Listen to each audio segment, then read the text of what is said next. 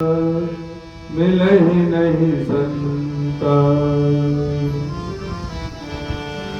सुफल मनोरथ होहि हमारे राम लखन भय सुखारे।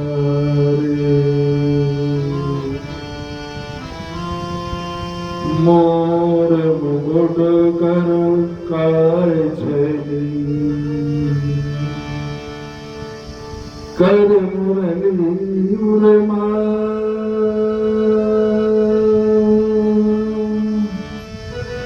यह मानिक मोह मन बसो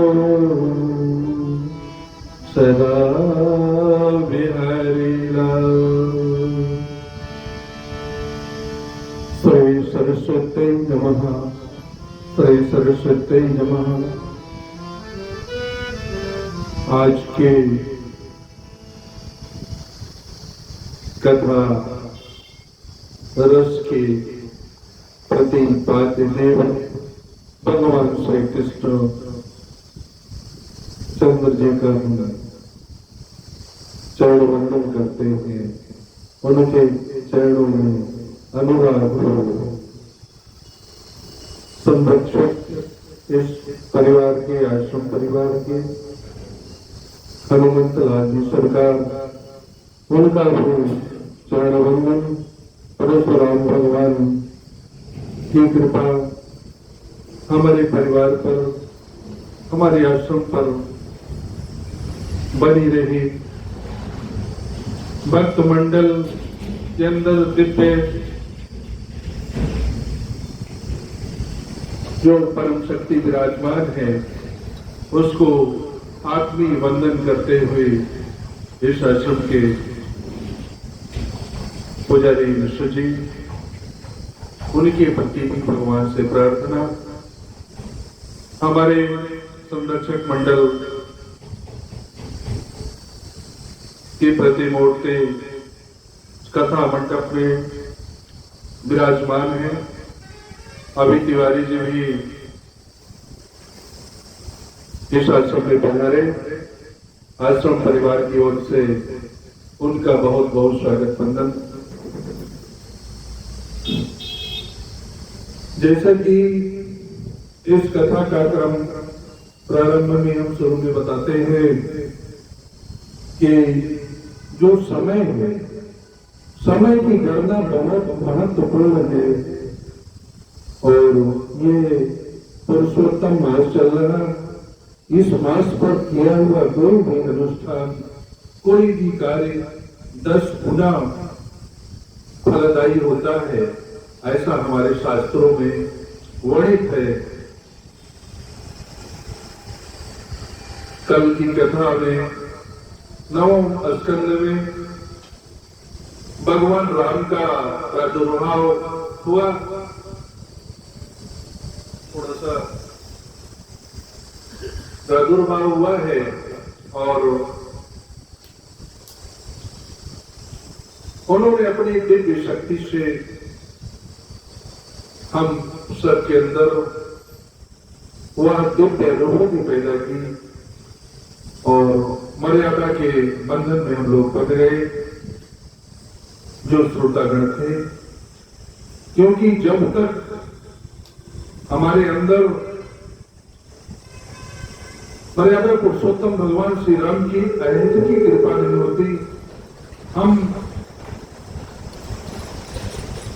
उनकी कृपा प्राप्त नहीं करते अपने जीवन में, तब तक हम आगे कथा रस में प्रवेश नहीं कर सकते। आगे की शक्ति हमको मिल नहीं सकती। जब हमारे जीवन में भगवान राम की कृपा होगी, तभी आगे चलकर भगवान कृष्ण की कृपा होगी, अन्यथा हम भगवान के सही और इसी बटावले में भटकते रहेंगे। इसलिए भगवान राम की कृपा हमारे जीवन में महत्वपूर्ण आवश्यक है। और हम आज उस दिव्य रस की चर्चा करेंगे, एक वंश की चर्चा करेंगे जिस वंश पर भगवान श्री कृष्ण का पदार्पण हुआ, जन्म हुआ। ऐसे रस स्वरूप भगवान श्री कृष्ण का हम बारंबार प्रणाम करते हैं, वंदन करते हैं, चरणों में उनके अपना सिर झुकाते हैं। इन्हीं भावनाओं के साथ मैं अपनी कथा गति को आगे बढ़ाते हैं। ये जो दशम स्कंद है कथा का, ये रस स्वरूप है, भगवान का कृपा प्रसाद है। और प्रत्येक जीव को किसी से किसी रस में रुचि होती है। हनुमंत लाल जी को कथा में रुचि थी और भगवान राम का रस पीते रहे। अपने हृदय में दिव्य झांकी को उन्होंने परिमार्जित किया है।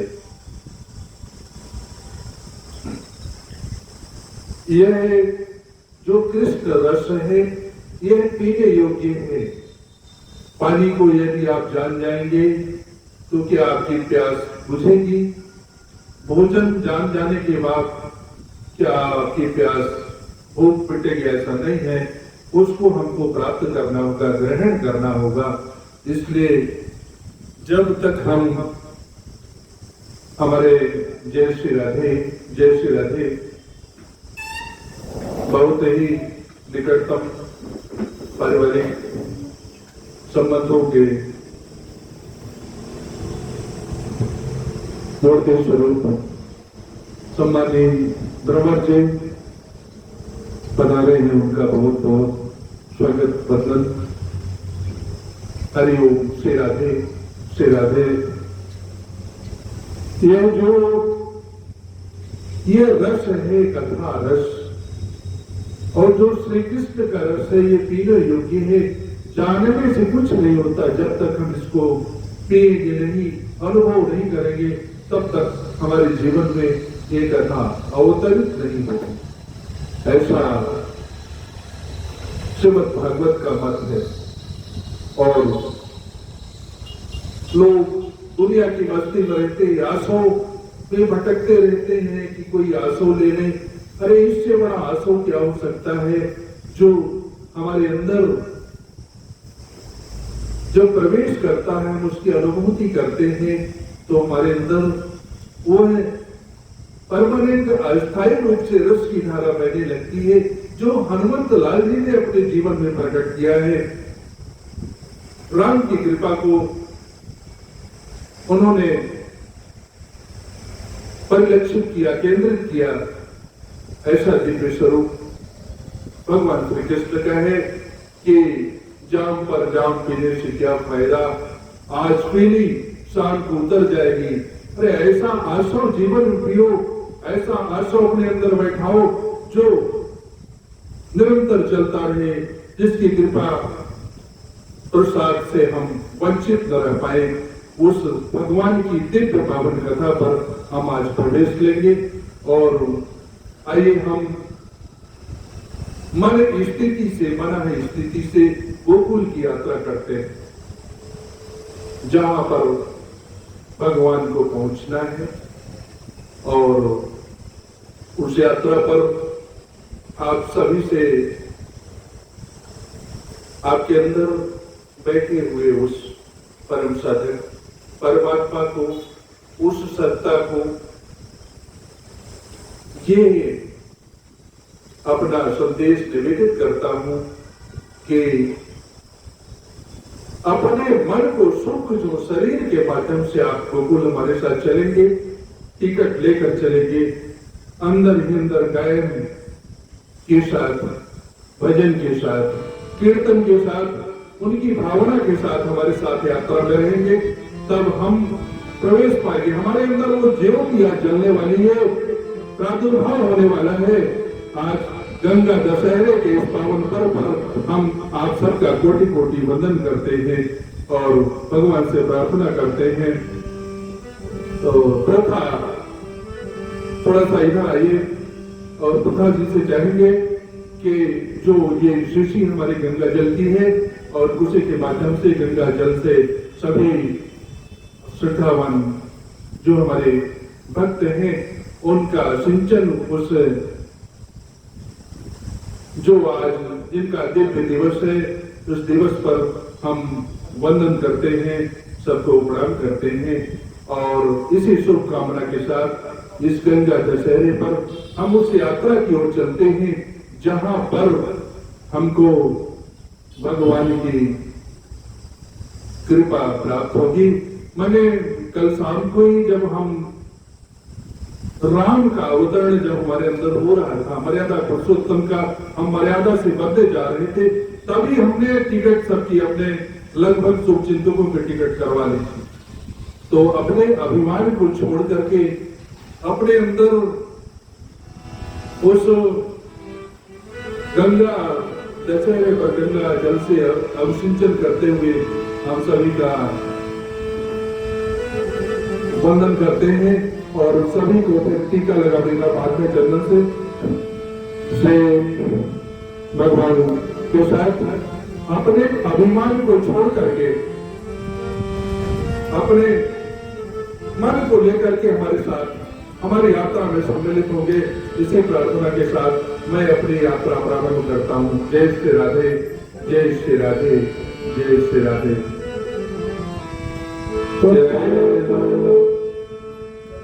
चलो चलो सखी वृंदावन में, चलो चलो सखी वृंदावन में, चलो चलो सखी वृंदावन में, वृंदावन में,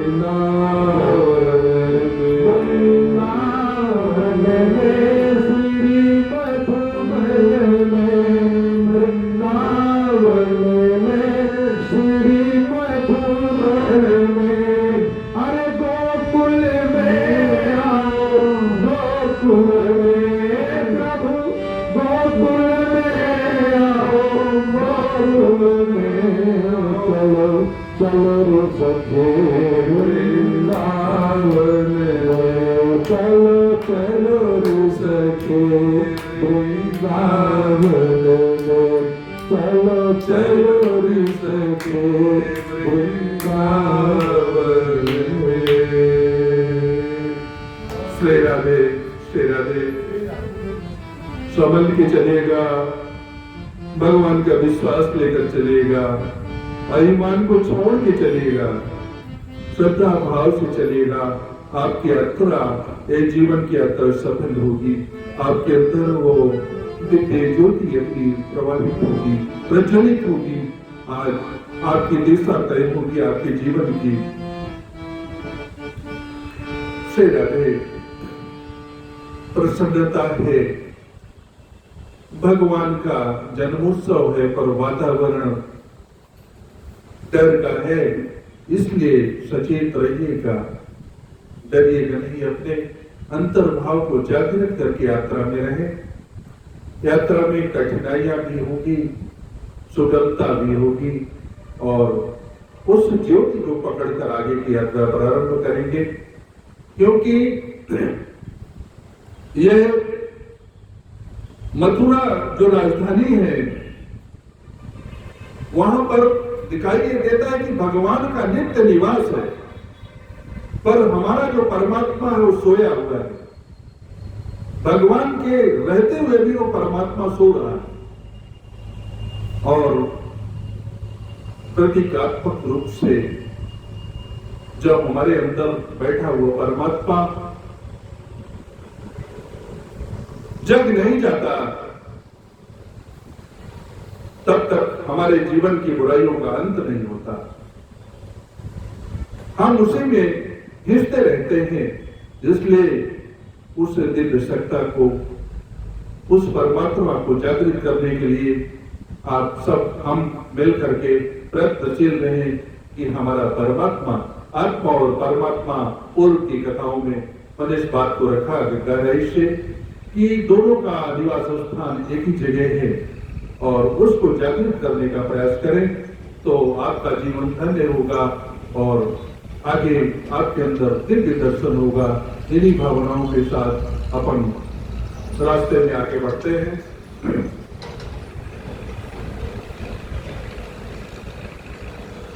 अब हम उस कथा संकेत की ओर बढ़ते हैं जो वास्तव में चरितार्थ है, जिसको हम लोगों ने भागवत के माध्यम से सुना है। उस क्रम को कथा क्या कहती है उस पर विचार करते हुए आगे बढ़ते हैं, पर संकेतात्मक रूप से उस कथा सूत्र को पकड़ते हुए हम आगे बढ़ेंगे। जय श्री राधे। आइए के तिवारी साहब का भी बहुत बहुत वंदन, स्वागत इस आश्रम परिवार के पर्व पर, गंगा दशहरे के पर्व पर। एक बार क्या हुआ कि सूर्यसेन के पुत्रों वसुदेव जी का विवाह संपन्न हुआ देवकी के साथ। उसके पश्चात उन्होंने अपने रथ पर सवार होकर के आगे की यात्रा के लिए घर के लिए प्रस्थान करते हैं, चलते हैं। और जब रथ पर सवार हो जाते हैं, क्या सोची भगवान की क्या माया, कंस उस रथ पर सवार हो जाता है और रथ की बागडोर को अपने हाथ में ले लेता है। बहन के प्रति इतना लाड़ प्यार दिखाता है, और जब वो अपनी बागडोर को संभाल के रथ पे चाबुक चलाता है, रथ आगे बढ़ता है, तब उधर से आकाशवाणी आती है, दिव्य आहट वाणी के द्वारा प्रकट होती है। अश्वा स्वाष्टमो गर्भो अंताया बहिषे बुधा। अरे मूर्ख, तुम जिस बहन को आज लेके जा रहा है, वो आगे चलकर उसका 8वां पुत्र होगा, तुम्हारा हंता होगा और तुमको मारेगा। ऐसा दिव्यवाणी आकाशवाणी के द्वारा यह सूचना उसको मिलती है। तो वह सोचता विचारता कुछ नहीं, अपने जीवन में कोई विचार नहीं करता, सीधे अपने बागडोर को छोड़ करके और तलवार निकाल लेता है म्यान से। भगिनी हम तो मारत है, बहन को मारने के लिए तलवार निकाल लेता है। घटतो प्राणी कचक ग्रही तो, और उस तलवार को जब निकालता है तो हमारे कथा मंडल में विभूतियां जिनका पदार्पण हुआ, भगवान से प्रार्थना है उनकर भी बहुत बहुत कृपा प्रवाहित हो। इससे आज के भगवान के जन्मोत्सव पर श्री राधे श्री राधे श्री राधे। और जब तलवार निकाल लेता है, बहन को मारने के लिए खड़ा हो जाता है, बागडोर को छोड़ देता है सीधे।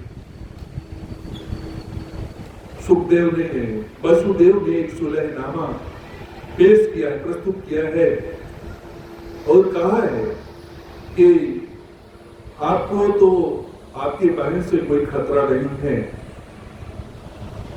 बहन के बच्चों से खतरा है, पर वो भी 8वें गर्भ से खतरा है। उसने भी मन में सोचा, उसके अंदर भी थोड़ा सा दया आई, सोचा कि अरे एक स्त्री पाप से, हत्या से बच जाऊंगा, चलो ठीक तो कह रहे हैं। और फिर वो 8वां गर्भ होगा, अभी तो सिर्फ शादी की बात है। और वह इनका जो सुलहनामा है, जो सम्मति वसुदेव जी ने दी है, वो मान लेता है। और आगे चल करके इस बात को जब माना है, पर चले तो आए, पर वो दिव्य संत है वसुदेव भगवान, वसुदेव जी महाराज बहुत दिव्य संत है। उन्होंने सोचा कि है तो कुछ गड़बड़, अरे बिगड़ा हुआ व्यक्ति क्या कुछ नहीं कर सकता, इसका कोई विश्वास नहीं है। जो बिगड़ा व्यक्ति है उसके अंदर थोड़ी सी अच्छाई दिख जाए, पर कितनी देर पलट जाए कोई ठिकाना नहीं। वो चिंतित है, परेशान लग रहे हैं। और जैसे बरसात की रात्रि में बिजली कौंध जाती है तो थोड़ा सा प्रकाश हो जाता है और प्रकाश के बाद पूरा अंधेरा हो जाता है, ऐसा भाव सुखदेव वसुदेव जी महाराज के मन में आता है। आगे चल करके ये सोच विचार चल रहा था उनके अंदर, तो नारद जी आए हैं कंस के पास। नारद जी ने सोचा कि पापाचार को बढ़ना ठीक नहीं है, जिसका शीघ्रता से शीघ्र अंत होना चाहिए। और उन्होंने कंस से कहा, सुना है कि आपने देवकी के पुत्र को लौटा दिया। उसने कहा हाँ। अरे आपने तो भूल की बहुत भोले वक्ते हो आप। ये जो वृत्त गणित है, रेखा गणित है, इसके हिसाब से वृत्त कौन सा पॉइंट कहां पर चला जाए, राउंड में कौन सा पहला हो सकता है, कौन सा 8वां, इधर से गिनो तो 8वां इधर आ जाएगा, इधर से गिनो। उसके मति को घुमा दिया है नारद जी ने और कहा सब गोले गोल तो है, पृथ्वी गोल, आकाश गोल, चंद्रमा गोल, रोटी गोल, ऐसा कोई इस दुनिया में जो गोल न हो, सब गोल है। तो कंस ने कहा कि तो क्या मैं सभी बालकों को मार दूं क्या? ने कहा, नारद जी ने कहा नहीं ऐसा मैं नहीं कर रहा, इस मेरी बात को ऐसा न मानो कि मैं मारने के लिए बोल रहा हूं, पर आप सोच विचार लीजिए, आपको क्या करना है। और कंसों को इस तरह की जब सम्मति नारद से मिलती है, तत्काल निर्णय बदलता है और उस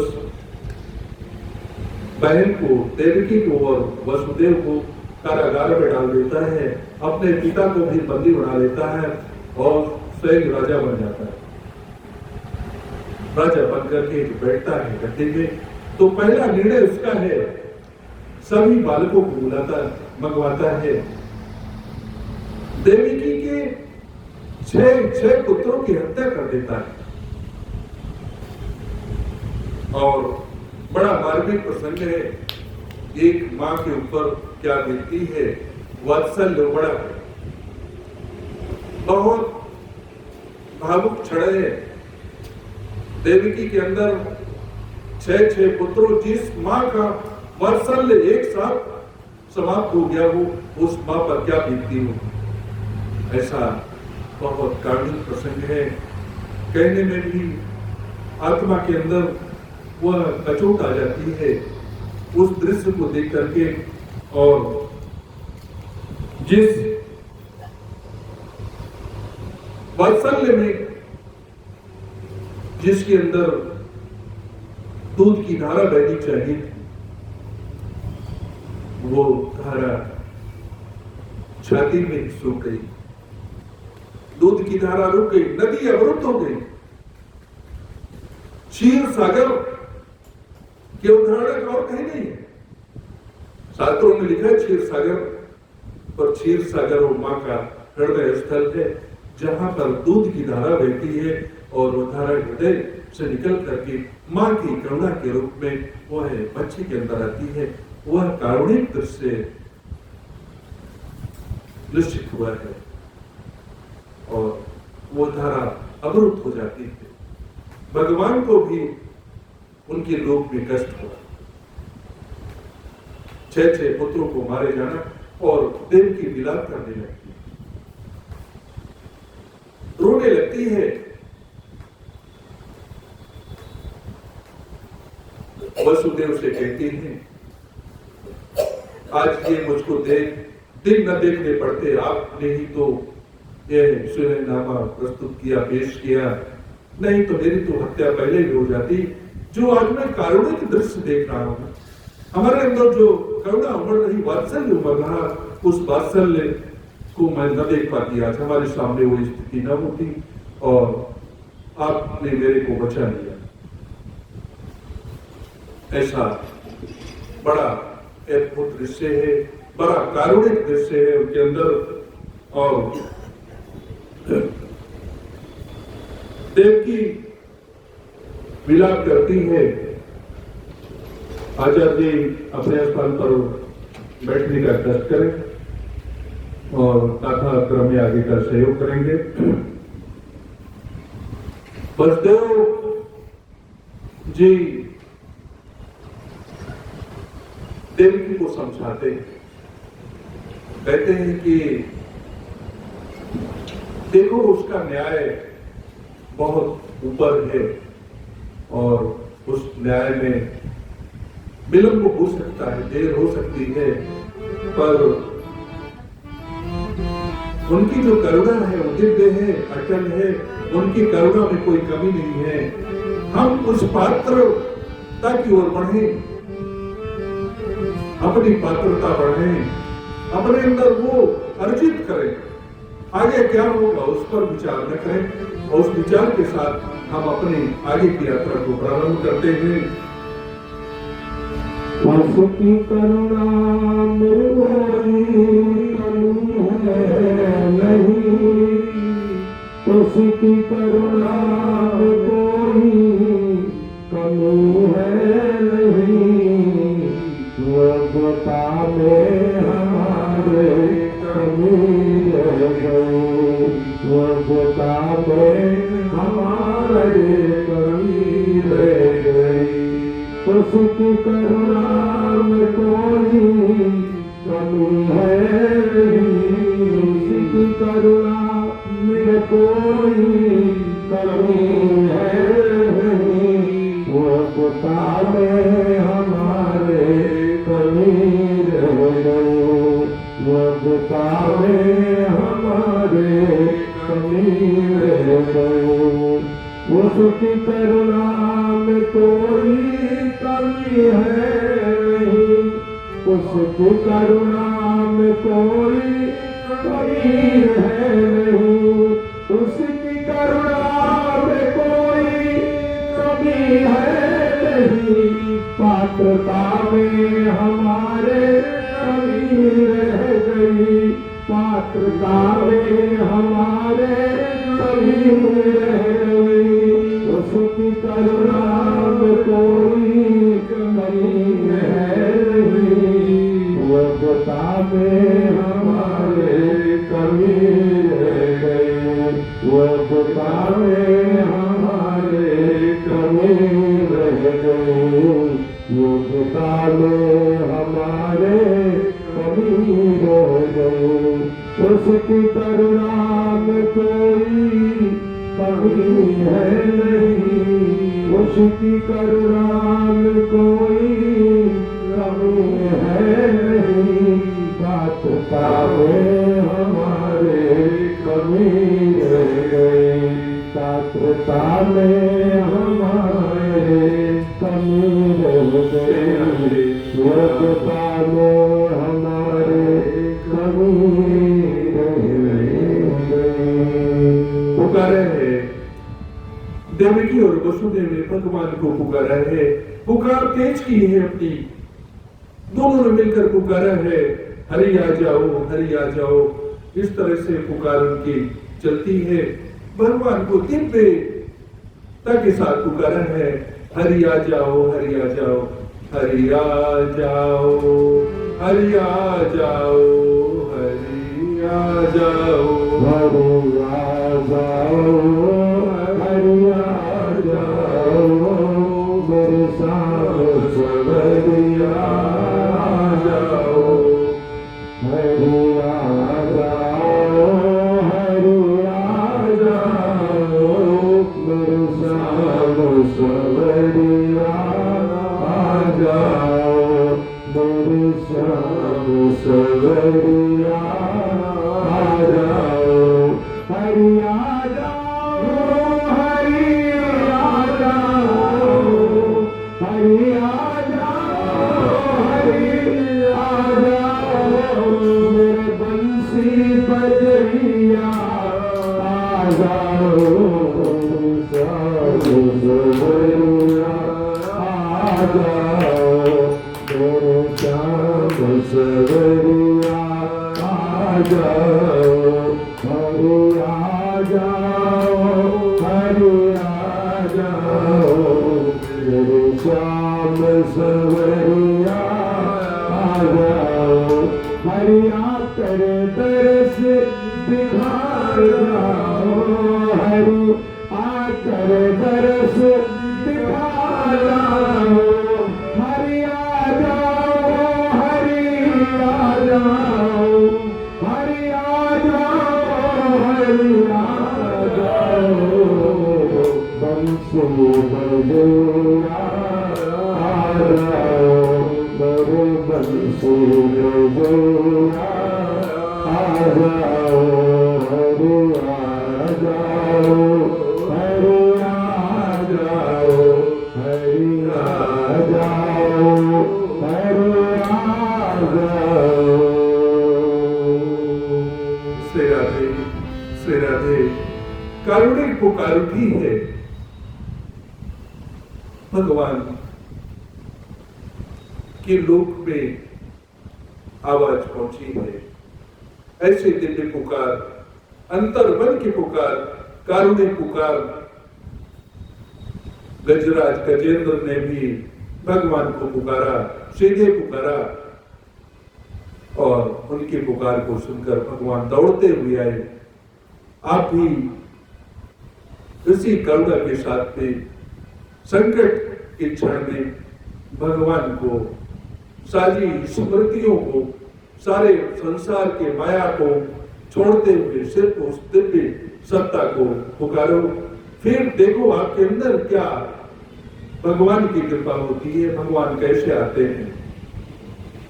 और उस पुकार को सुन करके भगवान ने योग माया को आदेशित किया है।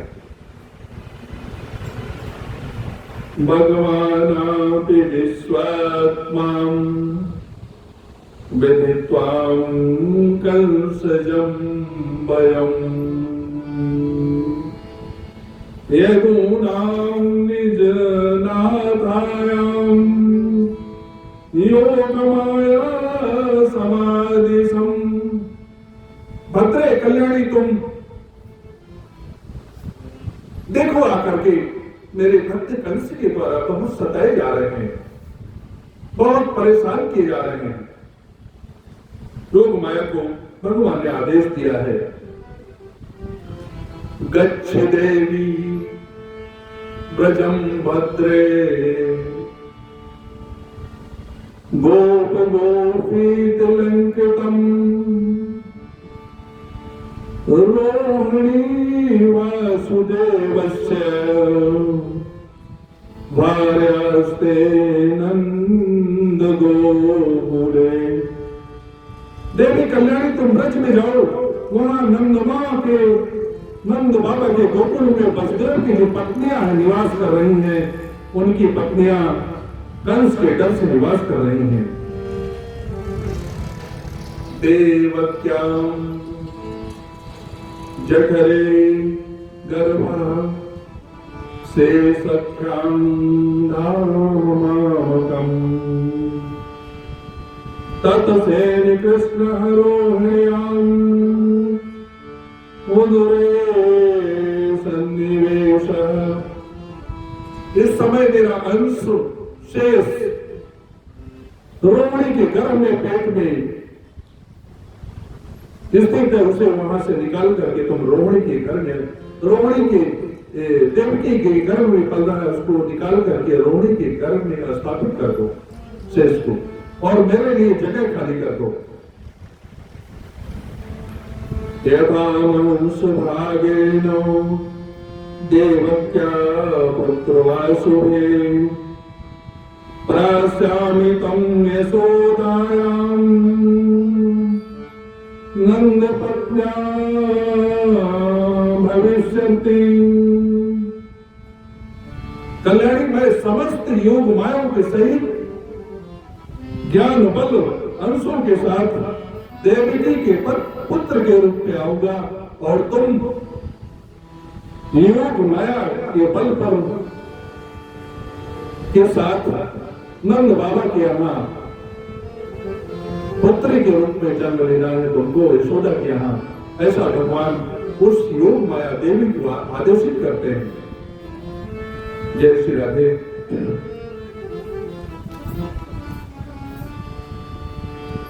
और भगवान के आदेश को योग माया ने, उस शक्ति स्वरूपा ने कार्य रूप में आगे बढ़ाया है, और वह पुनीत अवसर आया, परम अवसर आया, जिस अवसर पर बैठ लीजिए, इधर सामने, इधर आ जाइए। उस अवसर पर भगवान आने के लिए आतुर हैं, और दिव्य छाया है नखत रोहिणी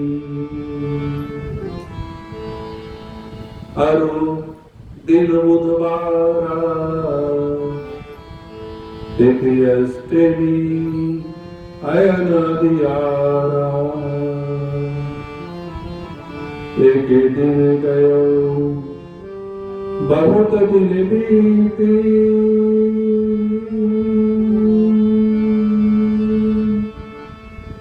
अथ सर्व गुणोपेत काल परम शोभन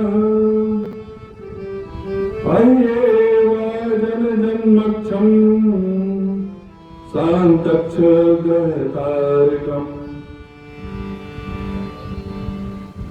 प्रकृति ने अपनी शोभा बढ़ा दी, प्रकृति बदल गई वहां पर, तारे नक्षत्र सब नृत्य करने लगे। समस्त नक्षत्र शांत सौम्य होकर के सब देख रहे हैं भगवान को आना है कैसे आते हैं। देशज प्रसेन दुर्मगनम निर्मलो द्रुजोदयम नद्या प्रसन्न, नदियां प्रसन्न है।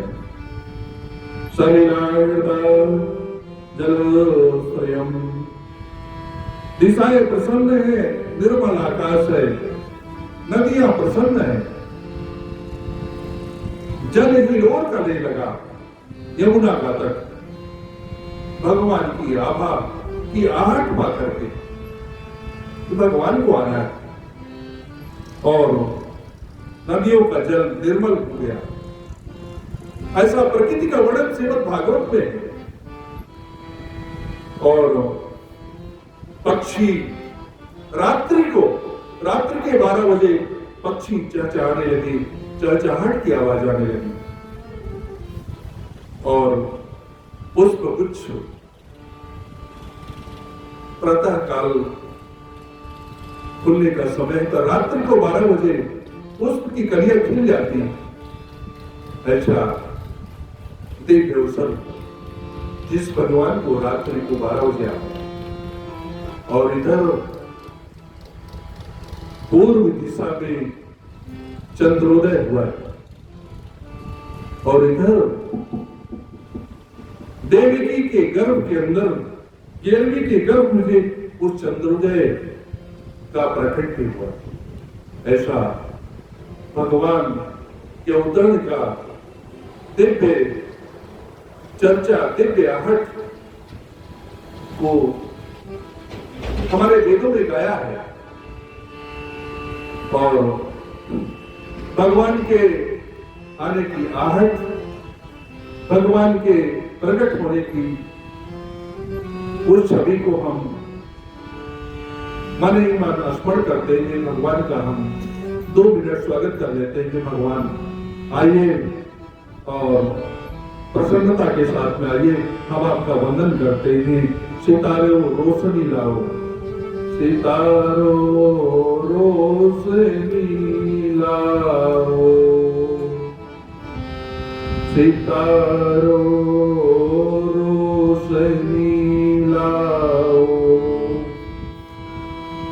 राम कुमार सुहाया है, बहारो तुम बरसाओ, राम बरसाम आया है, मेरा घनश्याम आया है, मेरा घनश्याम आया है, सितारों रोशनी लाओ, मेरा घनश्याम आया है, सितारों रोशनी लाओ, मेरा रघुनाथ आया है, बहारों फूल बरसाओ,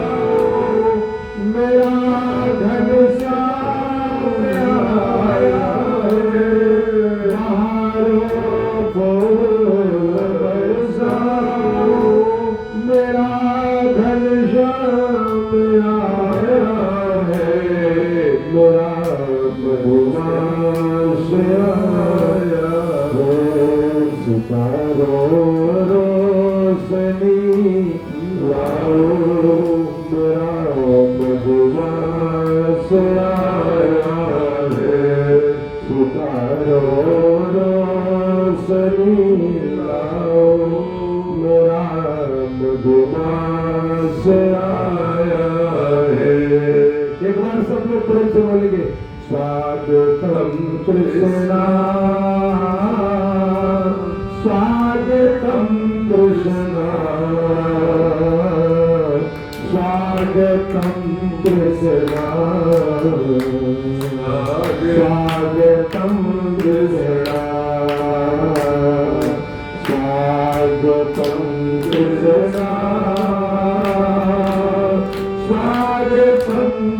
कृष्ण स्वागतम कृष्ण स्वागतम कृष्ण स्वागतम कृष्ण स्वागतम कृष्ण स्वागतम कृष्ण स्वागतम कृष्ण स्वागतम कृष्ण स्वागतम कृष्ण स्वागतम कृष्ण स्वागतम कृष्ण स्वागतम कृष्ण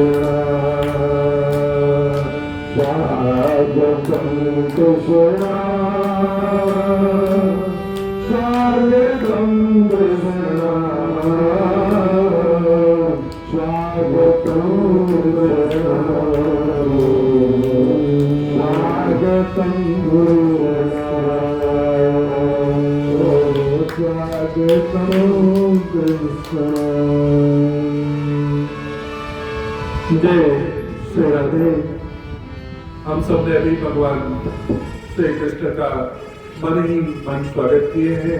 उनसे प्रार्थना करते हैं कि हमारे जीवन में उनकी दिव्य कृपा हो और इस क्षण को सबसे पहले वसुदेव ने देखा है। भगवान के आने की आहट को वसुदेव जी ने देखा है, उस दिव्य झांकी को।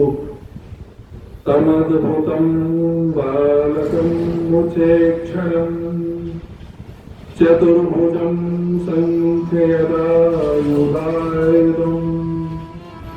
श्रीवत्सलक्ष्मणं कौस्तुभं पीताम्बरं सादयशोभगम्। उनके नेत्र बहुत दिव्य है, कमल की समान सुंदर विशाल, ऐसी दिव्य चमकती मूर्ति है। पीतांबर पहन रखा है, पूरे आयुधों के सहित भगवान प्रकट हुए। दोनों ने कहा, वसुदेव और देवकी ने कहा, प्रभु अपना चतुर्भुज रूप शांत कर दीजिए, या हम आपका स्वागत नहीं कर सकते। हमारे अंदर क्या चल रहा है? एक भय अंतरात्मा में है, पर आपका स्मरण, आपकी कृपा पर मन में लगता है कि आप इस स्वरूप का स्मरण करिए। भगवान श्री ने कहा, मैं रोने नहीं आया, कंस को रुलाने आया। और भगवान ने फिर अपने पिता और माता की बात को माना है और एक छोटे से बालक के रूप में अपना स्वरूप को बदला है। ऐसा हमारा श्रीमद् भागवत संकेत करता है कि भगवान ने अपने छोटे शिशु रूप में अपने को ढाला है और भगवान जैसे ही प्रकट हुए हैं, शिशु रूप में आए हैं, तो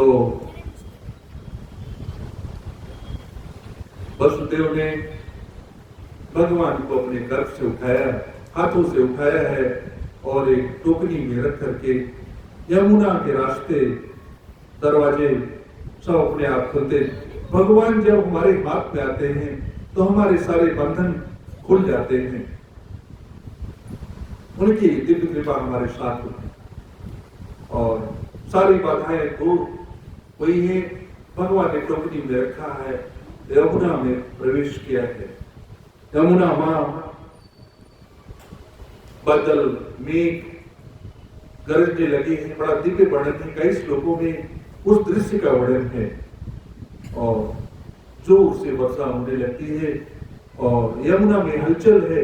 यमुना मैया भगवान की पटरानी है, वो भी अपने को लालायित है चढ़ वंदन करने के लिए भगवान का। और जैसे ही बीच धार में पहुंचते हैं भगवान के गले तक जल का स्पर्श होता है और जब देखा कि गले तक आ गया जल तो भगवान ने अपने चरणों को उस टोकनी से बाहर निकाला है और यमुना मैया का पाद प्रक्षालन यमुना कृष्ण भगवान का पाद प्रक्षालन यमुना माता ने किया है। और फिर यमुना को गुस्सा आया इस कृत्य पर और उन्होंने कहा, उनके मन में इस तरह का उद्वेग हुआ कि क्यों न मैं आज इस जेल को बहा दूं और इतना प्रचंड रूप लेकर के वही कहती है कि इस नगर को बहा दूं और इसकी सामर्थ्य हमारे में। और वह नदी के अंदर समुद्र का भाव आ जाता है। गागर में सागर भर आया है, सागर स्वयं नदी तक आया। ऐसी भावना नदी में यमुना मैया अपने अंदर प्रकट करती है। गागर में सागर भर आया, सागर भर आया, सागर स्वयं नदी तक आया।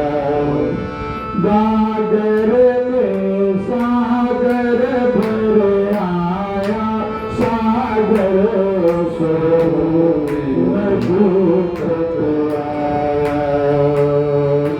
सागर स्वयं नदी तक आया, सागर स्वयं नदी तक आया। गागर में सागर भर आया, गागर में सागर भर आया, सागर स्वयं नदी तक आया, सागर स्वयं नदी तक आया। जय श्री राधे, जय श्री राधे। और आगे फिर यमुना मैया ने रास्ता सुगम किया है और धीरे धीरे शांत भाव से भगवान को लेकर के उस पर वसुदेव जी गोकुल पधारते हैं।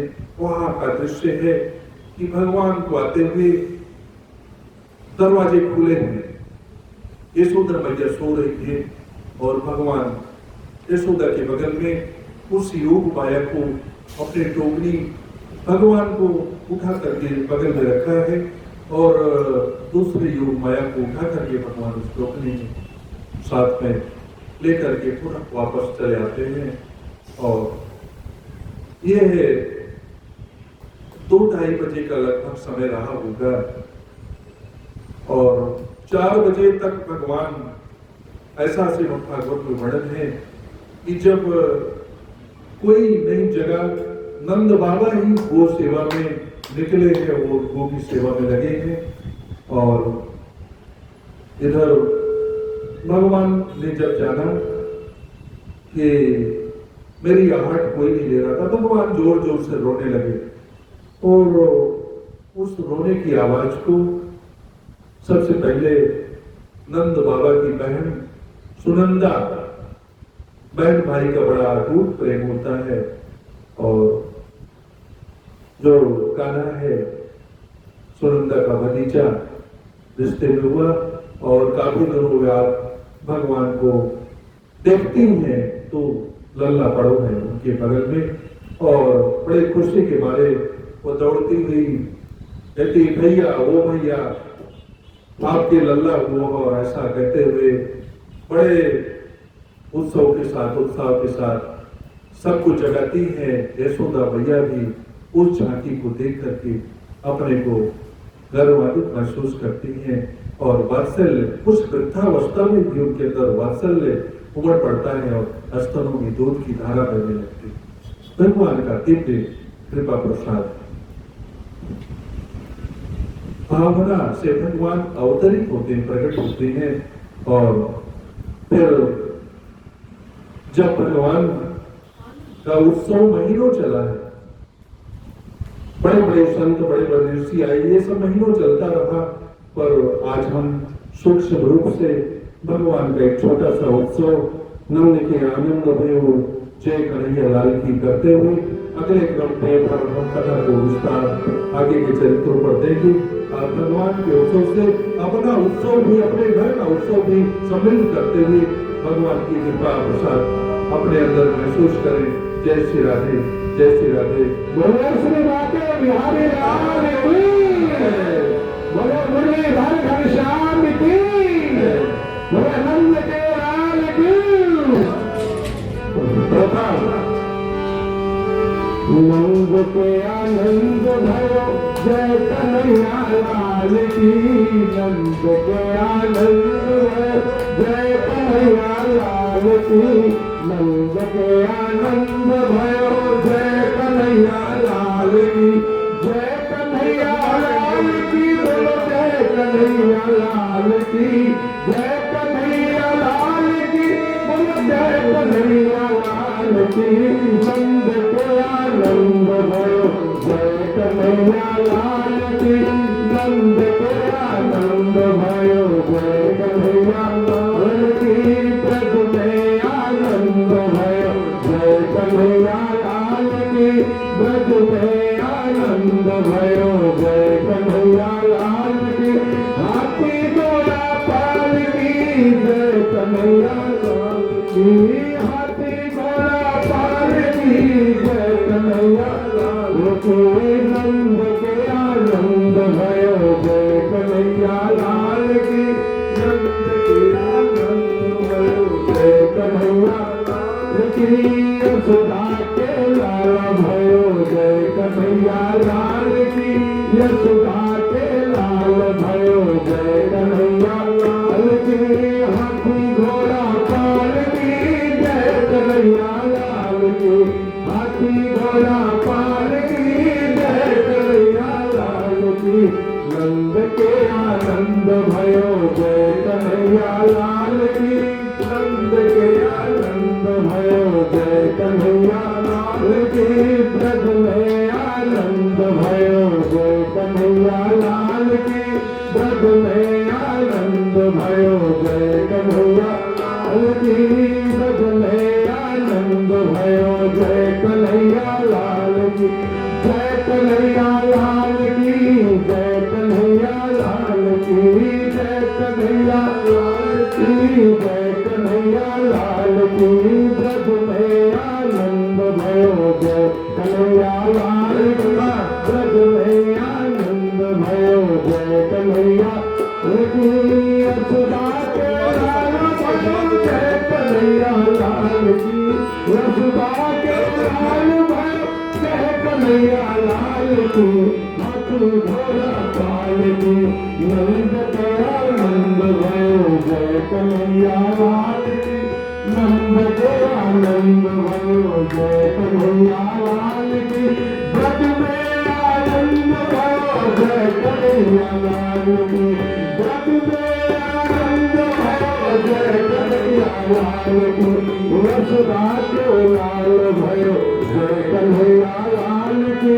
यशोदा के लाल भयो जय कन्हैया लाल की, हाथी घोड़ा पालकी जय कन्हैया लाल की, हाथी घोड़ा पालकी कन्हैया लाल की, जय कन्हैया लाल की, जय कन्हैया लाल की, जय कन्हैया लाल की। बोलो श्री राधे बिहारी लाल की जय, गोविंद भगवान की जय। आज भगवान का दिव्य पदार्पण हुआ सबके अंतरात्मा में हृदय में आज प्राकट हुए हैं और इसको जागृत करके अगले अपने जीवन का मार्ग हम प्रशस्त करेंगे। पूर्व में ही कथा के क्रम में हमने निरूपण किया था और आज के भगवान की बहुत बहुत बधाई इस आश्रम परिवार को और इस आश्रम परिवार के संरक्षक परम सम्मानी माला जी, जिनके इस प्रेरणा से और पुजारी मिश्रा जी के सहयोग से यह कार्यक्रम की कथा आयोजन इस पुरुषोत्तम मास में चालू हुआ और आज संयोग से गंगा दशहरा पर भगवान का जन्मोत्सव की कथा का क्रम हुआ है और बहुत बहुत बधाई आप सबको। सम्मानी पांडे जी, रामसिया पांडे जी जो हमारे प्रमुख हैं और हमारे मिश्रा जी, आजी साहब, दुबे साहब और हमारे आत्मीय जन परिवार और संबंधी जन, ब्राह्मण जी जो बहुत ऊंचाई पर होते हुए भी बहुत सरलतम और हमारे ऊपर उनका बहुत स्नेह है, वो भी पधारे, उनको बहुत बहुत भगवान की बधाई। और मिश्रा जी से मिश्रा जी और राममणि मिश्रा जी को भी बहुत बहुत, क्योंकि तिवारी साहब को भी बहुत बहुत बधाई। और ये हमारे ढोलक मास्टर भगवान के अटूट भक्त हैं और आचार्य परिवार को बहुत बहुत बधाई, तिवारी साहब को बहुत बहुत बधाई। भगवान का कृपा प्रसाद आपके सब पर प्रवाहित रहे, इन्हीं भावना के साथ हरिओम हरिओम हरिओम। अब मैं हनुमान चालीसा के पाठ के साथ भगवान की आरती का क्रम, जैसा कि आश्रम की व्यवस्था है, आगे का कार्य प्रशस्त करें। श्री राधे श्री राधे। व्रता इसको